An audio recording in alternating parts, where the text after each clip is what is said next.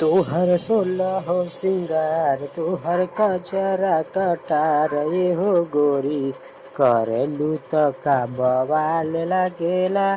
तोहर गोरे गोरे गाल, तोहर हिरनी के चाल, ये हो गोरी चलेलू त का बवाल लागेला। तोहर गोरे गोरे गाल। खुदा ये जाने तो के फुर्सत से बनैले हो, दिलवा में समा जा रानी सपना सजैले हो। आ बानी कब से बेकरार, तोहके पावे खातिर प्यार, ये हो गोरी झकास लागेला।